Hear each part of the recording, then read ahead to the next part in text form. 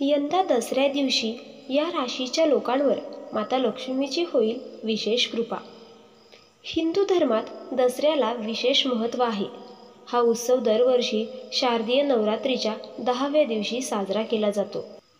हा दिवस असत्यावर सत्याचा विजय म्हणून साजरा केला जातो। या दिवशी प्रभू श्रीरामाने लंकापती रावणाचा वध केला होता अशी मान्यता आहे। या कारणास्तव हा सण दरवर्षी आश्विन महिन्यातील शुक्ल पक्षाच्या दशमीला साजरा केला जातो। याला विजयादशमी असेही म्हणतात। या दिवशी रावण दहनासह दसरा सणानिमित्त लोक एकमेकांना शुभेच्छा देतात।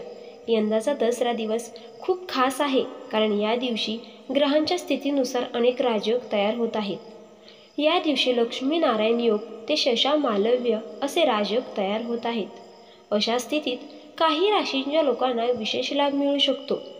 जाणून घेऊया दसऱ्याची नेमकी तारीख, शुभ वेळ, कोणत्या राशींना शुभ परिणाम आणि धार्मिक महत्त्व मिळेल।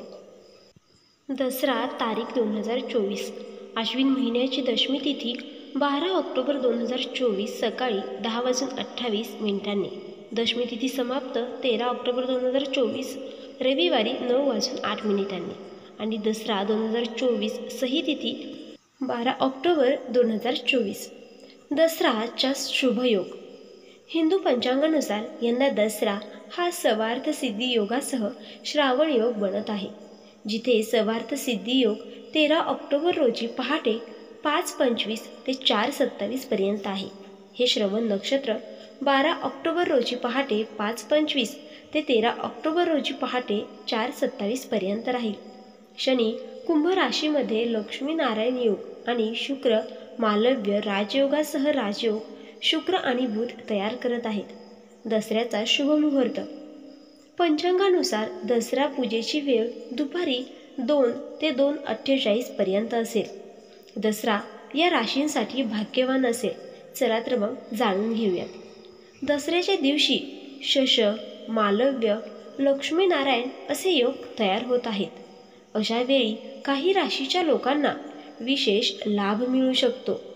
मेष, मिथुन, कर्क, तूळ, धनु, मकर आणि कुंभ राशीच्या लोकांसाठी दसऱ्याचा दिवस खूप फायदेशीर ठरू शकतो।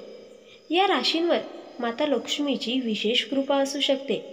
दीर्घकाळापासून रखडलेली कामे पूर्ण होऊ शकतात। करिअरच्या क्षेत्रात बरेच फायदे मिळू शकतात। तुम्हाला बोनससह कोणतीही जबाबदारी सोपवली जाऊ शकते।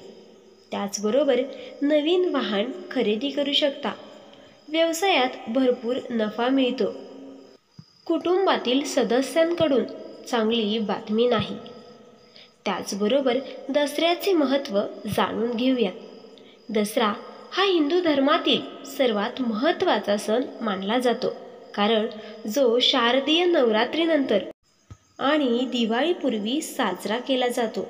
हा सण असत्यावर सत्याचा विजय मिळावा म्हणून साजरा केला जातो। इतकंच नाही तर अक्षय तृतीयेप्रमाणे 3.5 मुहूर्तांपैकी एक मानली जाते।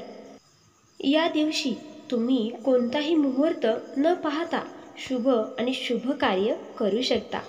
मित्रांनो, व्हिडिओ आवडल्यास व्हिडिओला एक लाईक करा आणि असेच डेली राशी भविष्य जाणून घेण्यासाठी आपल्या चॅनेलला सबस्क्राईब करा। श्री स्वामी समर्थ।